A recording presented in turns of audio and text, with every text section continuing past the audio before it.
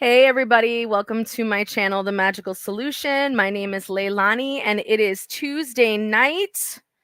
Woo! Tuesday night and I don't have band practice, which means we got the book club. We doing the book club. We doing the thing.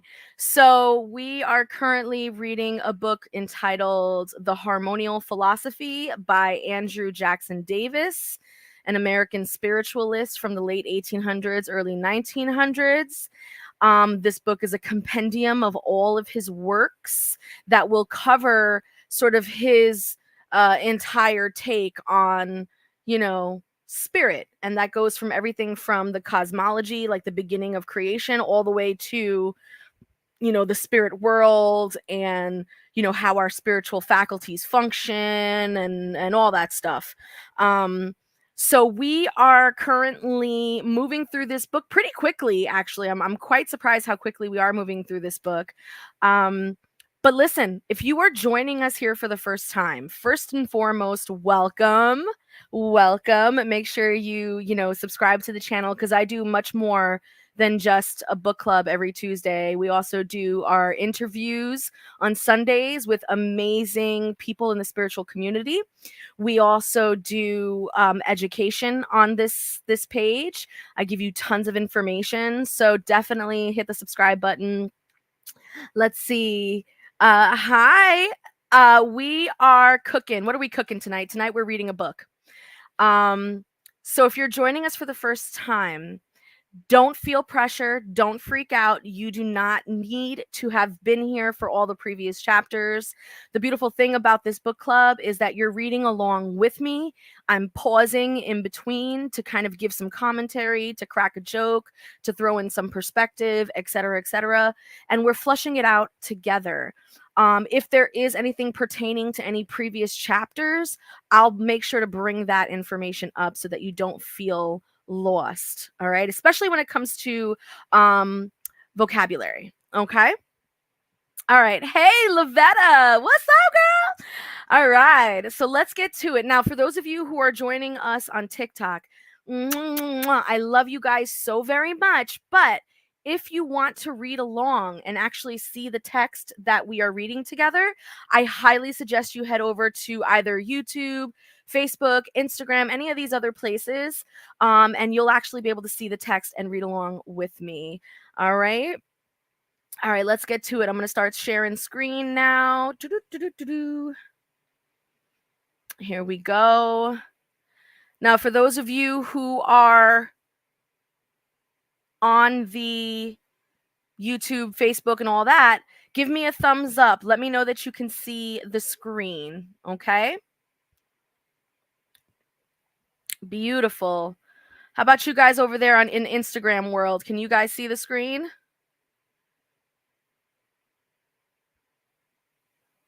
Beautiful. All right, let's get to it. So we are on technically we're on chapter 10 of the book, but because this is a compendium, he's taking from several, like the author who compiled this is taking pieces from several of Andrew Jackson Davis's books.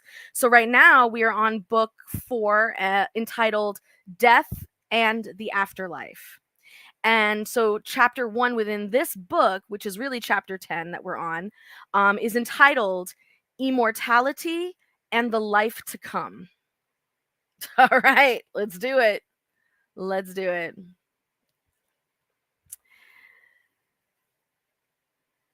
The uncultivated intuition of the human mind has inspired all races of men with a desire for the soul's endless existence and with an undefined belief therein. The decay of this instinctive faith, as reason begins to be exercised upon all themes of thought, is really a favorable prognostication, for it signifies that the clouds and dark foreboding which superstition has thrown over the speculations of the human mind concerning probable realities and possessions of the other world, are to be consumed now by the sunlight of a free and healthy philosophy of nature's revelations, of the mysteries which pertain to the mortal government of God and the treasures of the spiritual universe. No substance, physical or intellectual, possess the power of self investigation or comprehension.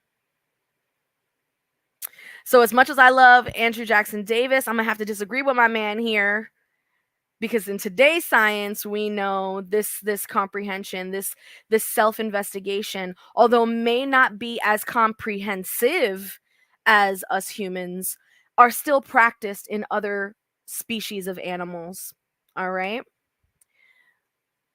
now we can trace analogically grosser substances up to the formation of ourselves. Thereafter we arrive at mind, intelligence, and spirit. But through this is the principle which has enabled us to explore all below it. We find that it is vague and indefinite for us.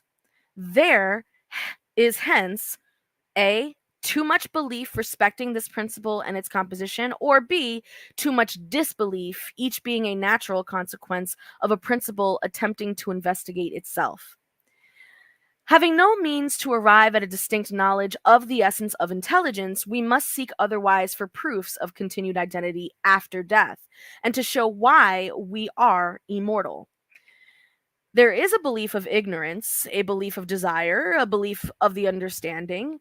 The first is unsupported by adequate reason and is derived from hereditary inclinations or doctrinal education. The second is instinctive or intuitive and arises from a central craving of the human mind. It is considered as a living prophecy of its eternal destiny, but it is grounded on no universal principles and has no substantial basis, save an inference derived from aspirations. The third is rooted upon unequivocal knowledge.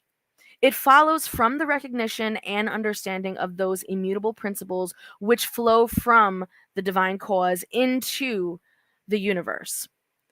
The influence of the first is to generate skepticism, and of the second is to cause anxiety owing to the insufficiency of internal desires in respect of warrant.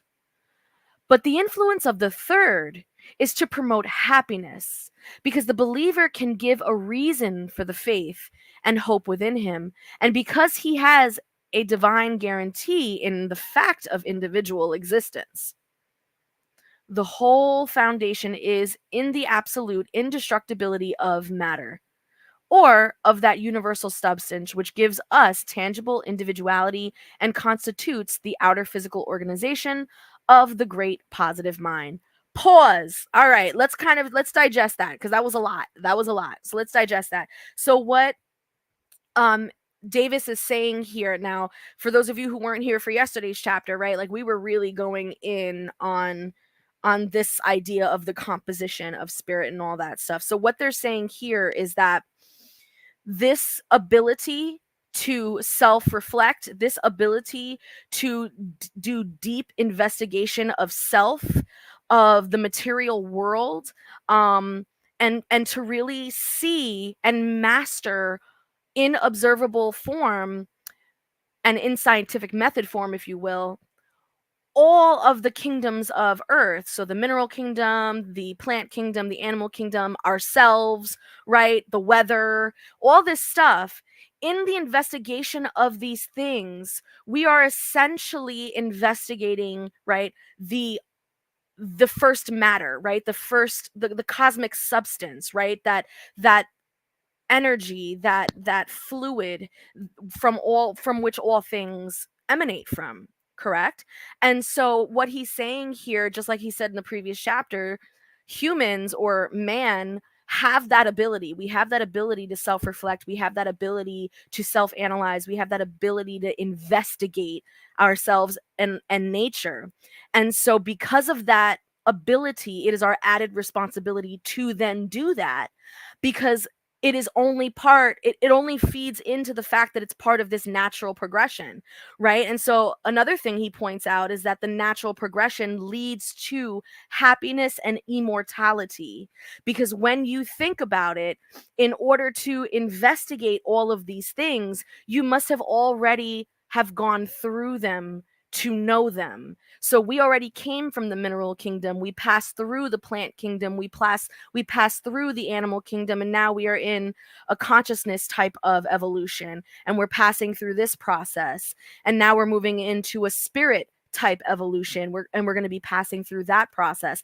And in the meantime, every time we pass through this new phase, we have now dominion over all the previous phases because we've mastered them already. And so with that responsibility of knowing all of those sciences and having the divine, responsibility of having that self-reflection and that comprehension and that consciousness, when you put that together, it follows that law of progression, right?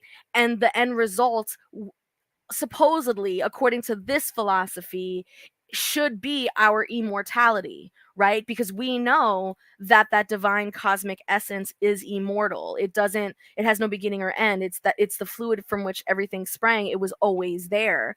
And so if we are a part of that, our investigation therefore is to investigate our substance and the substance of nature, and to understand it and purify it and perfect it as it moves through nature in order to reach that end goal, which is immortality and essentially happiness as well, right? Because what we also see throughout progression and throughout nature is that creatures, regardless of what status they are in, tend to seek things that make them feel good. They tend to seek things that make them happy. They tend to seek things that bring them joy, that they seek pleasure, they seek desire. So that direction, if you will, that will towards pleasure is a natural thing. And so if it's a natural thing, that must mean that at the end of the line, there is something of the highest pleasure, of the highest happiness that we are striving for. Otherwise, we wouldn't have that will to seek that out, is what is being talked about here. All right. Now that we've kind of ingested that, let's keep moving. Let's keep moving. By the way, you guys, if you have any questions, feel free to drop them into the comments, and I will, the last 15-20 minutes, I'll go back and I'll go through all the questions, and we'll work it out. Okay. Now, upon the universality and the indestructibility of matter rests the reality of eternal life. We must interrogate nature to ascertain how matter can constitute an individual, and by what means that individual is rendered immortal, right? Because all the answers will be found in nature, because nature too is made of the same substance. All the answers will be found within yourself, because you too are made of this same substance. You see what I'm getting at? There's nothing to seek. There's nothing that anyone can give you that isn't already within you and that isn't already within the observable universe. Okay? She bids us to consider the principles of association, progression, and development, which laws indicate a perpetual tendency of all forms and substances towards unity, perfection, and organization. We see that mineral substances generate vivifying fluids, electricity, magnetism, etc., and then lose themselves in vegetable organizations.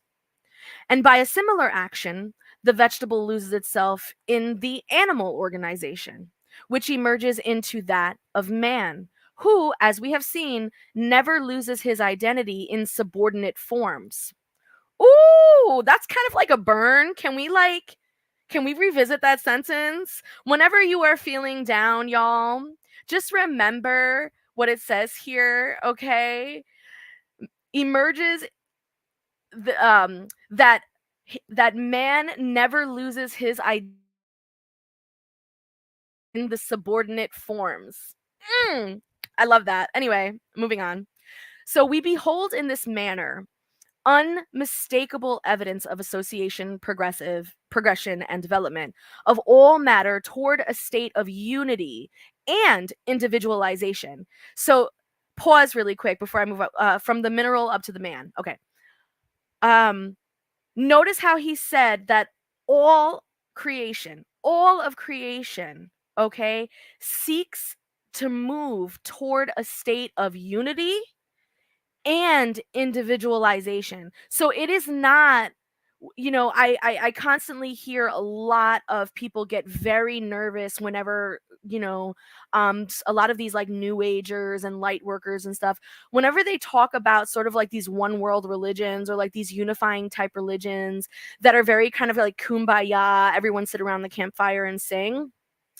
They get a lot of flack for that because there's a nervousness there. Like whenever you start hearing people talking about, unifying or bringing everything together, or everyone becomes one, right? There is this sense of a loss of identity, a sense of a loss that something's going to be taken away, or that something is going to be diluted because now you're trying to put it all together, or that something is going to be lost in consideration of something else, et cetera, right? And what this particular law is talking about is that this moving towards a state of unity and having individualization at the same time is not about being one or being separate. It is about both having this idea of feeling unified, feeling whole, feeling full, but yet still being that of a piece of a larger whole that is still unique and individualized in and of itself, right? And that is exactly what was desired of God, right? Like that's kind of like the whole point. Like he or she or it or whatever, seeks to experience all things through all forms, but you are still it. Okay? All forms inferior and subordinate to man are but parts of him, whose brain receives the essence of that divine spirit which resides in and is extracted from all elements and substances, but especially those which administer to the nourishment of the body, to the gratification of its desires and of its senses. I really, really do not like this sentence.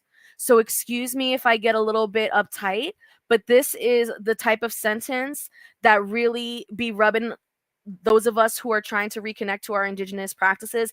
This type of sentence really rubs us the wrong way. Listen to what he says here, right?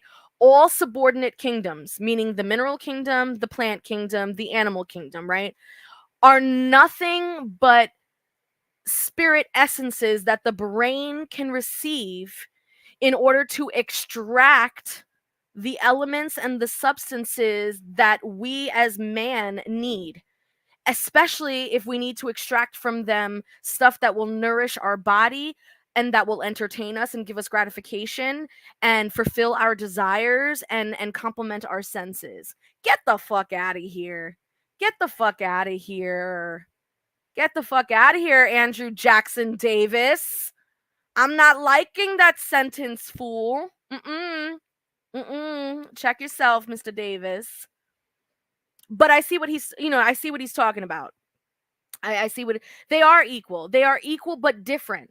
They're equal but different, right? Because we want to make sure that, I mean, okay, so when we talk about these spiritualist and spiritist sort of doctrines and a lot of these scripts that are real that really inform the movement, let's not forget where they are coming from. These are mindsets of upper echelon European white, like, man is the center of the universe, the sun revolves around the earth, fucking that, that kind of mentality, right? Very, and so they see all of nature as like a backdrop. The animism of espiritismo did not come in like that. The spiritism, where that includes the animism of it all, did not come in until much later. And even then, that the way that it is described, it is done so in a very hierarchical way, and it's kind of fucked up. Like they see rocks, the mineral kingdom, as less than the plants and the animals and man, and not as valuable because it's a hierarchy. And that comes from these texts see these things as, well, our spirit passed through rock, then we passed through plant, then we went to animal, and now we're human, and so now we're at the peak of our shit, and boom boom boom boom boom, right? And so there is some, truth to that if you adhere to a tradition that is about progression. Because if you adhere to a tradition that's about progression, you got to start somewhere. That means that you are progressing from something, moving up away from it, right? But what needs to be understood is that just because these kingdoms, by their definition and by their spiritual makeup, just because their makeup looks different and serves a different function doesn't mean that they are less than you. And it's the same thing the other way around. So like when we talk about things like, sacrifice, animal sacrifice, or just sacrifice as a whole, right? When we think about these things, again, we think about hierarchy. When you sacrifice stuff, are you going to sacrifice a flower, or are you going to sacrifice an animal? What do you think is going to have more value, right? And so again, very colonized thoughts, very like, there's a lot of these things where we need to really start picking things apart, because when you start to add value to spirit, it this is when it gets fishy, right? Some spirits are more valuable than other spirits, et cetera, et cetera. This is where it gets tricky. But there is some truth to that. We do understand these laws. We do understand how progression works in this mindset, in this system. But we do need to sort of relook at our role and how we can do that in a less destructive and very like over consuming type of way. You know what I mean? So anyway, I let that out. I'm off my pedestal now. I apologize. Okay. So it concentrates. Wait, did I say that already? Okay, got it. Okay. So it concentrates, refines, and elaborates this all animating essence and then dispenses it to the dependent system according to the three modes of the essence, which is motion, life, and sensation. It provides this essence with indestructible organization and enables the interior organization to manifest intelligence, both as to itself and external things. Okay? The physical organization of man is designed to elaborate the individuality of the mind. The use of nature, and see, this is another interesting sentence here, another ableist sentence that we need to check. The physical organization of man is designed to elaborate the individuality of the mind. So again, this brings us back to people with disabilities. So are you telling me that because a person with has a physical disability, it means that that is an outward expression of a disability in their mind? Because last time I checked, when I worked in the mental health field, I have met plenty of people with disabled bodies who are fucking geniuses, who are smart, who have a mind that are, so what are you saying here, Mr. Davis? What are we saying here, right? So again, just be mindful of when this was written and trying to consider the sciences of today, right? So the use of nature is to individualize man, and of man to individualize spirit. Okay, I agree with that. But again, we don't use nature. We co-create with nature. We have a relationship with nature. We have transaction with nature that is mutually beneficial, right? We don't use nature. This is a concept we need to remove, right? But yes, nature individualizes the physical form. And when the physical form is individualized, so too we can focus on individualizing the spirit on behalf of, right? So the spirit can preserve its identity apart from the body because every organization is absolutely different. And this fact precludes the possibility of absorption, amalgamation, and disorganization. The difference in the arrangement of inherent elements establishes the individual in this life and through all eternity. Where spirits constituted alike, they would gravitate to one center, but being constitutionally dissimilar, they can neither be merged in one another nor lose themselves, as some have been led to suppose, in the universal spirit or great positive mind. So he just supported what we had said earlier, right? So there are 3 evidences that the soul will preserve its identity after the change that we call death. The first piece of evidence is that it is designed that nature should develop the body. Number 2, it is designed that the body should develop the mind. Number 3, it is designed that the mind should develop itself differentially from other minds and should have life forever. These are no hypothetical reasons, but testimonies and demonstrations drawn from nature's own instructions. As regards, where did I go from nature's instructions? Where did this go? There it is. Okay. As regards recollection of the past and reunion hereafter with those whom we have loved on earth, we have only to reflect on the connection which subsists between the first and second spheres of the human existence. So, mineral and plant, right? The relation is as intimate as that between youth and maturity, love and wisdom, perception and memory. The experience, character, and progression of an individual in this life are recorded upon and, to a modified extent, will be manifested by that individual in the life to come. And the friend or companion who has impressed us with affection here will be remembered hereafter. Okay.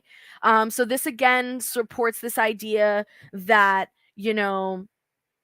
whatever happens to your mind, to your body here on earth, imprints onto your spirit, and some of that information will be taken with us into the afterlife. Now, mind you, when this is the spiritualist movement, so for them, they don't believe in reincarnation. They believe in like the Summerland. They believe in like a heaven, a hereafter, if you will. So for them, it's like, yeah, you keep your whole personality, you keep everything, and the only thing you shed is your physical body, right? Now, as we move into the spiritist movement and as we move into the espiritismo movements and we start to see this concept of reincarnation being brought in, this is where we start to see the divide as to what exactly does spirit take with it upon death, and more so specifically, what does it bring into the new incarnation when they are reborn. So, the passage from this sphere into the next is more a change to the individual than a journey from America to England, accepting the almost complete emancipation consequent upon the change from rudimental misdirection and earthly imperfections. To the enlarged understanding, there is no death, only the most important and delightful change in the mode of personal existence. And as we are immortal, while the memories of this life remain with us until displaced by others more spiritual, let us resolve henceforward to manifest a well ordered life and a godly conversation. Right? So again, we're coming from that perspective of like, we only have this one life, so make sure we do all the right things, et cetera, right? And again, that depends on what you guys believe. If you guys believe in reincarnation, then you might have a more lax view of trying to accomplish everything all in one lifetime and instead take it a little easy, enjoy life because you know you have another one that'll be coming and you can pick up where you left off, et cetera, et cetera. So it really just depends on you. But here, regardless, one of the truths that we see kind of moving across the board is this idea of an immortal spirit, immortal soul, right? So the soul is immortal, and that's the raindrop that connects you to the main ocean of cosmic creation.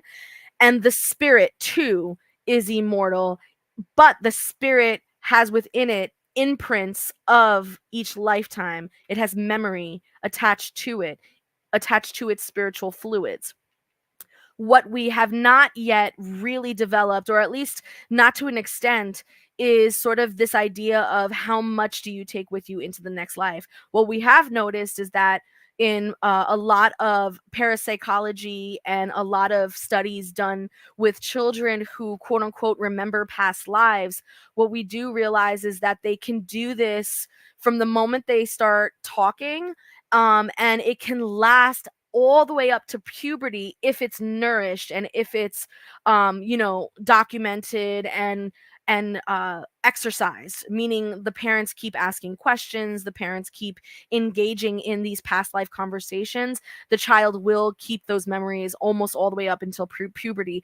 But we do notice that there is something happening anywhere from the age of 8 years old to puberty. There's like this very critical period where if it's not being nourished, if they're not actively trying to remember it, it just disappears. It's almost like those neurons, those memories just kind of fade into the background.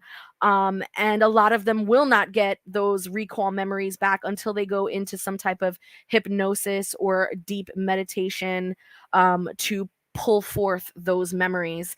But again, even the memories, even when we pull forth those memories, it's usually just memories of the person's life growing up from childhood, and like who their parents were, things like that. And then like if we're lucky, we might get how they died.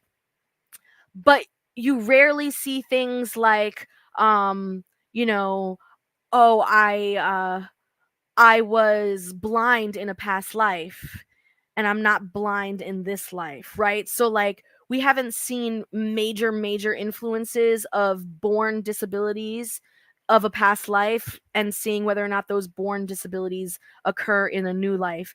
Now we have seen injuries that we've seen people who remember their past life and they'll say something like I was in a war and I had my leg blown off or something like that and I died from bleeding out, right?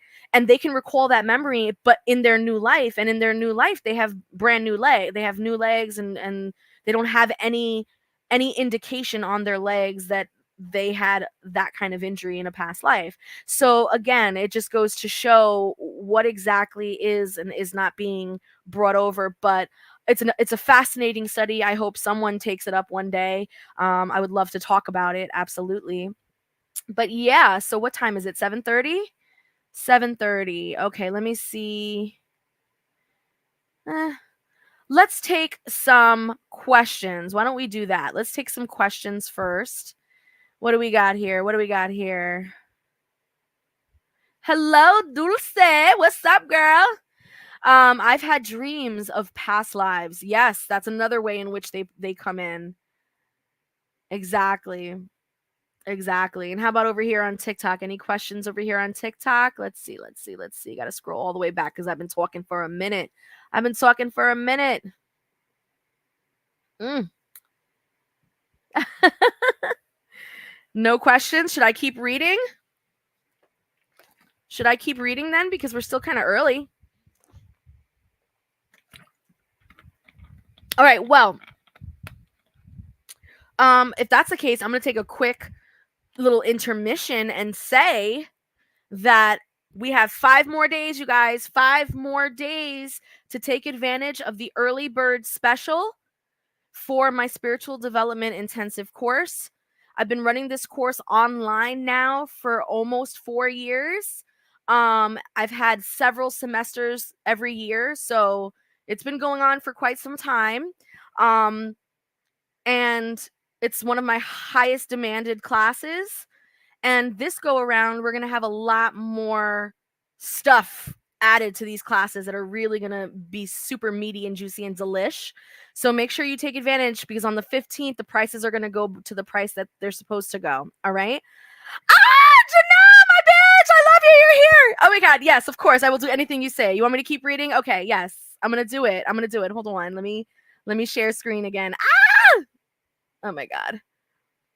Is it weird? Can I say, like, you are so beautiful? Like, can I say that? Is that weird? I got rid of the fucking screen? You whore. Hold on. Here it is. Like, I don't want you to think I'm hitting on you or anything like that, but like, you are so fucking beautiful, Janelle. Like, I just love you. I love your energy and all the things. All the fucking things. All right. You guys can see that? Give me a thumbs up that you can see the screen. Please, please, please. Those of you who are on TikTok, I love you for being here. But if you want to see the screen, go to YouTube. If you want to see the text. All right.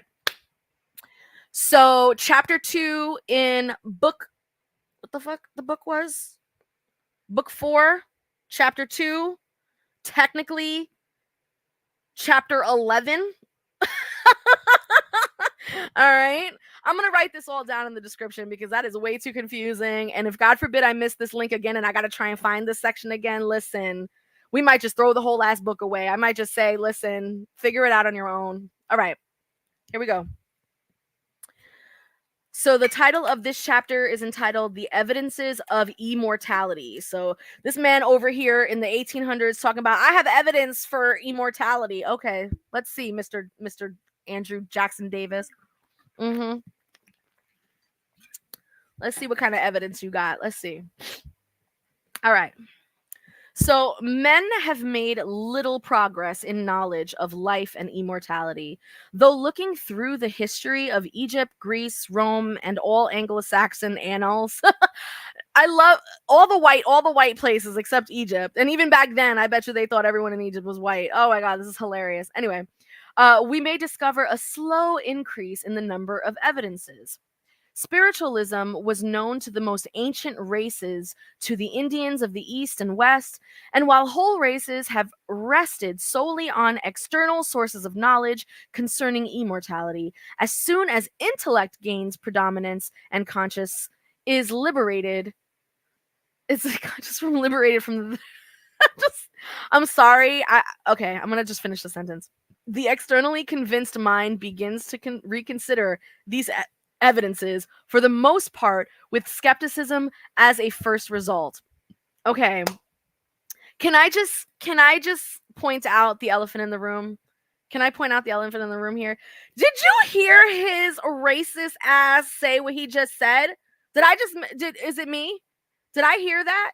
He was just like, well, spiritualism has always been around in these ancient cultures, and it's been a very slow progression, right? But as soon as the age of intellectualism came in, it's like now they get liberated, and we get to really see the meat and the juice. We really get to see the meat and the potatoes of this situation. Shut up. What? Quit playing with me, Mr. Jackson. Quit playing with me. That is rude. Oh my God. Cringy. Anyway, moving on. If it is to be asked how much positive intellectual evidence we have on the question of immortality, we shall be surprised at the small amount. Yeah, you should be. What appears to be positive and conclusive turns out inferential and uncertain. Natural religion suggests that there is an adequate supply for all the needs of man, and infers herefrom that as the soul demands immortality, it will not be deprived of it. But there is the skeptic's question whether this demand is innate or natural, or acquired or artificial. Clairvoyance itself is at best but an inferential evidence, because it is not a matter of universal human experience. As much may be said respecting spiritual manifestations, they are local, special, and mostly private. Albeit those who have received such evidence can affirm that immortality is proved. Now, it is possible for every man and woman, after coming under spirit culture, to feel through all their being the sublime truth that the perfected human soul can never be extinguished. But the evidences which are worth anything are not outside. Man's immortality, to be of any practical service, must be felt in his religious nature, not merely understood by his intellectual faculties.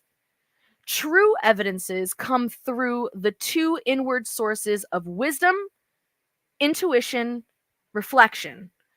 Those who dare to be truthful to inward sources of knowledge will feel positive evidences of immortality, and by such the manifestations of spiritualism will not be sought as evidences, but as illustrations only.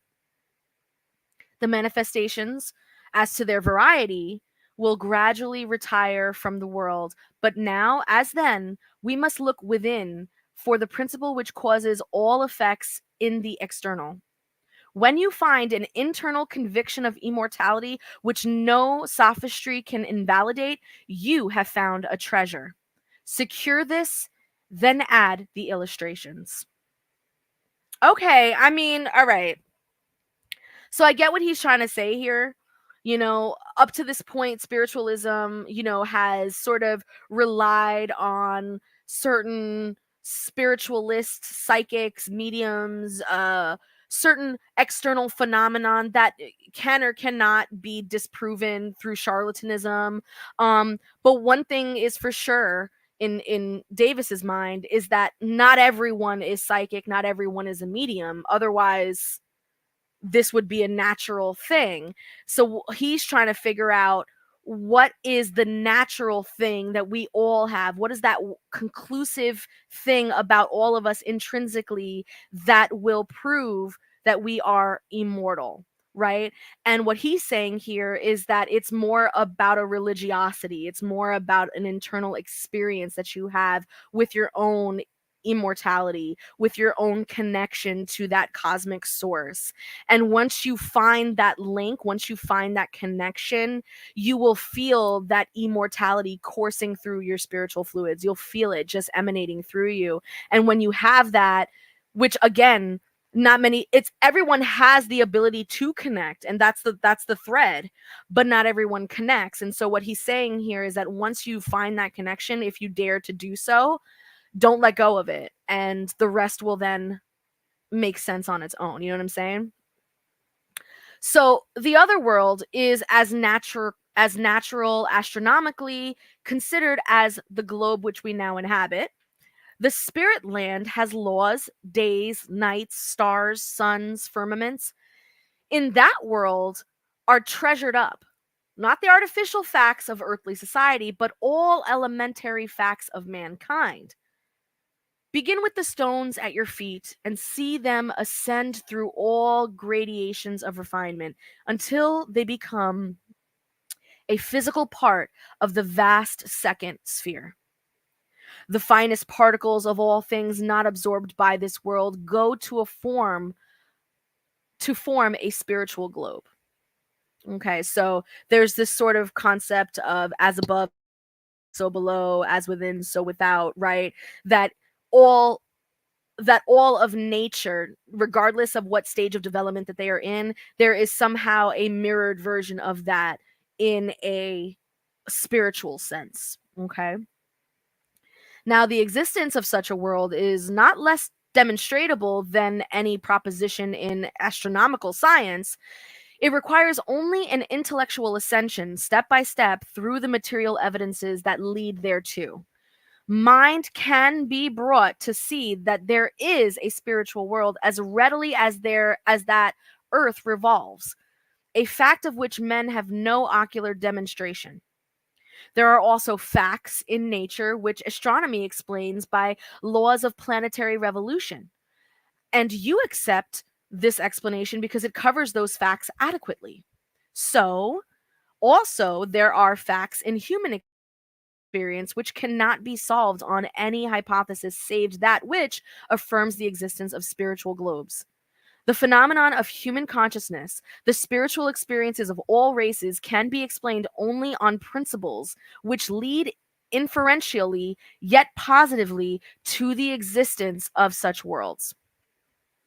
Okay, so again, he's talking about this idea of how the truth of these worlds, the existence of these spiritual realms, of these spirits, of your immortality, of all that, is really just an argument of semantics when we move from culture to culture. It's a linguistic issue when you go from race to race, but ultimately what everyone is saying is that there is something within us that drives us towards this understanding that there is mortality, that there's something else, that there are spiritual phenomenon, and that these worlds exist, and that essentially you sense a pull to be better, to feel good, and these pulls are all natural and intrinsic, essentially making you a born spiritualist. Everyone is born a spiritualist in that sense. You know what I'm saying?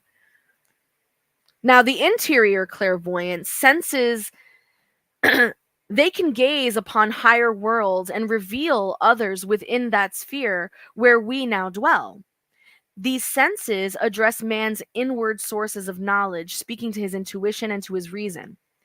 As microscopic and telescopic worlds are hidden from the penetration of corporal senses, so are concealed the magnificences of the spiritual universe, the kindling skies, and the indescribable beauties of the eternal spheres. But all these worlds are visible to the interior senses. Men and things, planets and angels, future states and vital laws of the Father God all appear in that constant order and with that philosophical precision which distinguish truth from the chaos of mythic theology. Ooh! Say that again. I like that. I like that sentence. So, all of these things that we know to be true, all of these truths that we see across mystical paths, right? There's this idea that there is a consistent order, and with that philosophical precision, we distinguish truth from the chaos of mythic theology. Stop storytelling, y'all, and get to the truth. So to the interior senses, the changes of Mother Nature are indications of the ceaseless operations of principles which are themselves unchanging. Steps from lower to higher, from matter to spirit, a birth, a fleeting existence, a death. These are manifestations of the beautiful laws of progression and development. And when their fair foliage with which summer adorns forests, when flowers which garnish earth are changed by the breath of rude autumnal winds, when rose and violet shed their leaves, the philosophical heart is not saddened. These things mean that a brief period of rest has arrived, preparatory to the resurrection of kindred elements, when Mother Nature's domain will be decked again with foliage and beautiful garlands. The true philosopher sees a form of internal truth which is full of unfailing consolation in every outward process and every object. The sun disappears behind the western hills, and a dark curtain is drawn over the earth. But darkness reveals stars. Robed in garments of essential light, these royal orbs are visible only when the sun is unseen. The clouds indeed may conceal the distant spheres ever and again. A gloom may settle upon our minds, and dreamy slumber may succeed it. Yet, ere we are awake, the sun has risen in the east, tinging the distant clouds with aureole splendor, converting weeping dews into rays of golden light, bathing mountains and valleys, gardens and fields of Mother Nature with fresher and lovelier radiance. It is no part of the harmonial philosophy to depend solely on outward evidence, perception, and testimony. On the contrary, its students are referred to the fixed principles of universal nature. Now, the physical organization of man is designed by the system of nature to manufacture the form and structure of the spiritual principle. Or, in other words, man's spirit is a product of his organization. Man's body is the fruition of all organic nature, and the spirit body is formed by the outer body. So here's another interesting distinguishment between spiritualism and some of the other adaptations of spiritism and espiritismo later on. So in this mindset, right, we have the soul, okay? The soul, which is that little raindrop from the cosmic ocean. We have the physical body, right? And the physical body essentially is not a real physical material thing until the 8th week of in utero. And the soul, according to this tradition, the soul enters the body at the 12th week in vitro. And then the spirit itself comes into the body only after the body has been fully formed in utero. Okay. Now, that fully formedness can still have disabilities and can still have other things going on with it. But when the gestation period is complete, that, according to this tradition, is when spirit then enters, because spirit is now part of this process. It's now part of being shaped by the experiences of this being, of this person, and of their physical body's interaction with nature. Okay.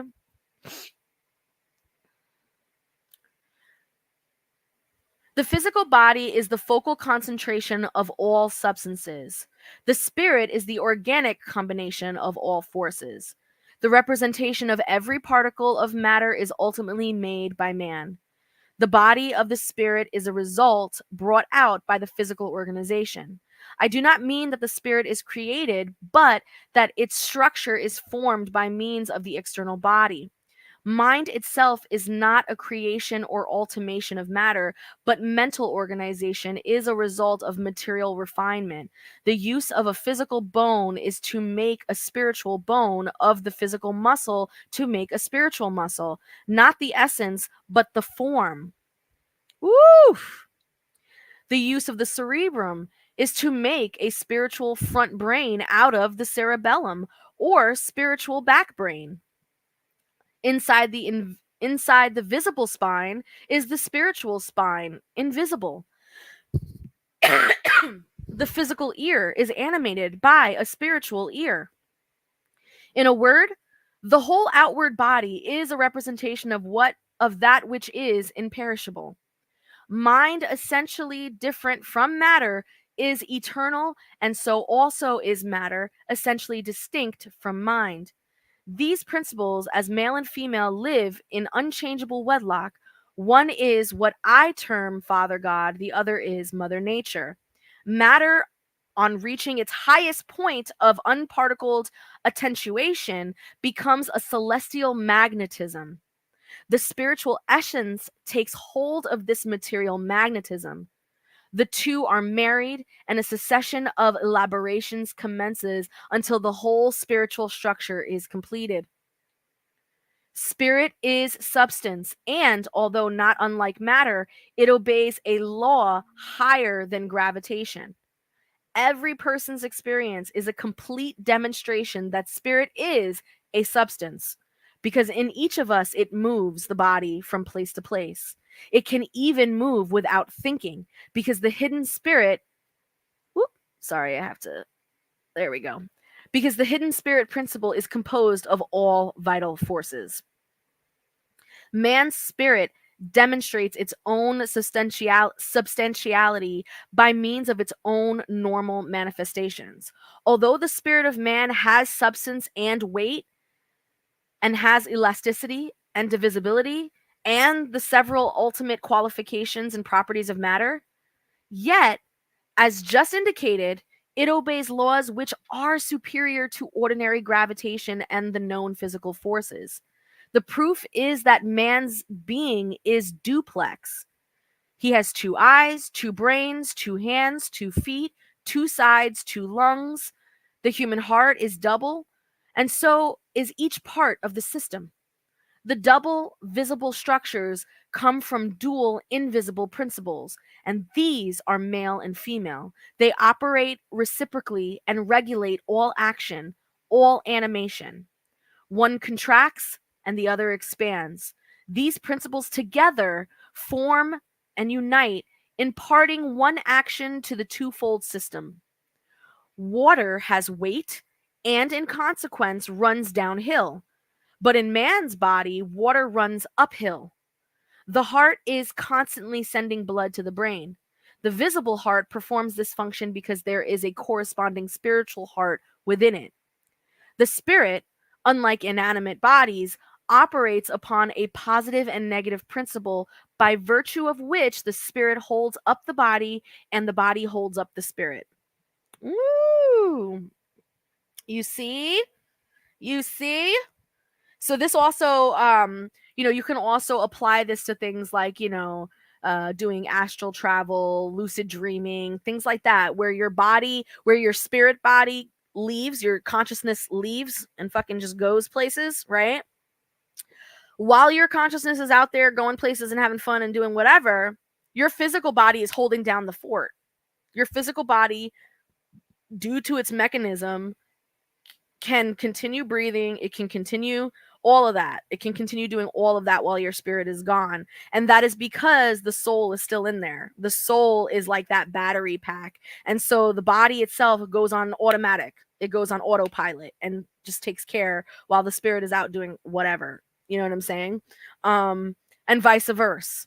And vice versa. So, when your physical body is under duress, you're in a catatonic state, you're in this, you're in that, your spiritual body will ensure that the rest of you continues going. Your heart continues beating, your brain continues having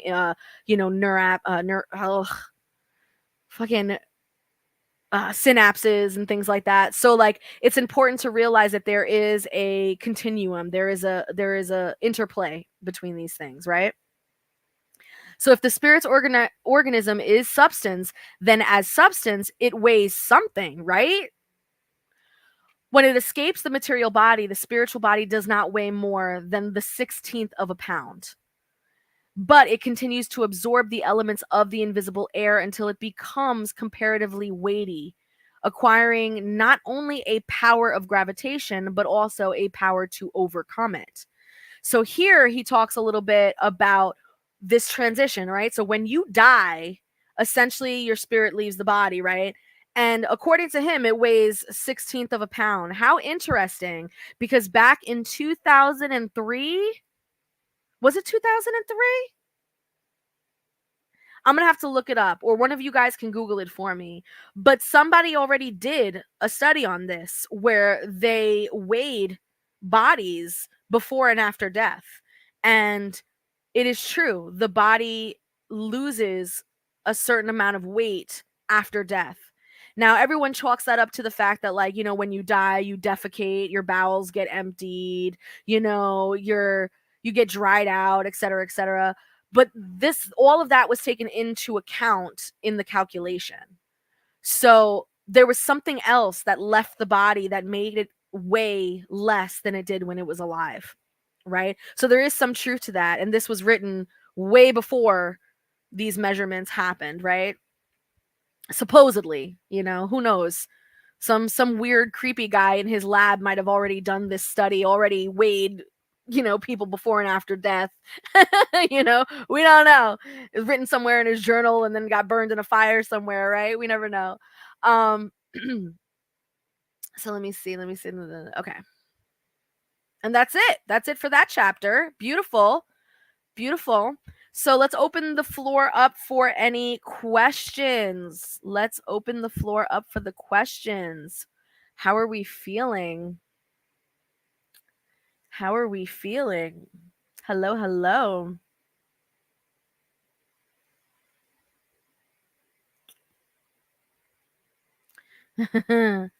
All right, let's go back over here, see if there's any questions.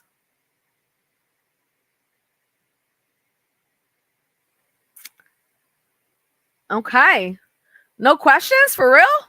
I read you 2 whole, very dense chapters.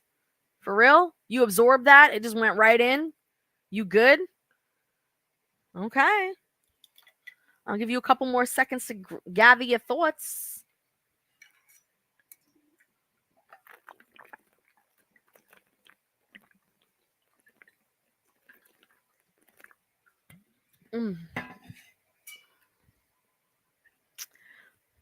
Oh, excuse me. I burped it.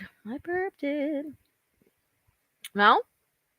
All right. Well, with that said, thank you guys so much for hanging out with me. Tuesday nights, 7 p.m. Eastern Standard Time, book club.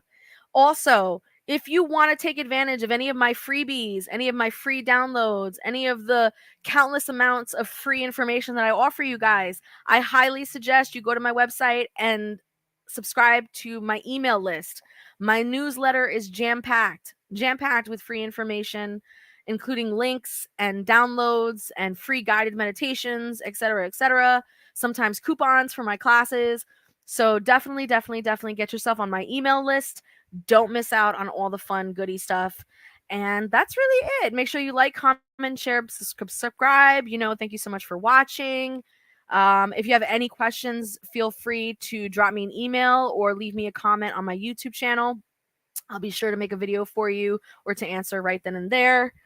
Yeah, that's it. That's all I got to say. Enough advertising for me. Have a good night, everybody. This is how we grow.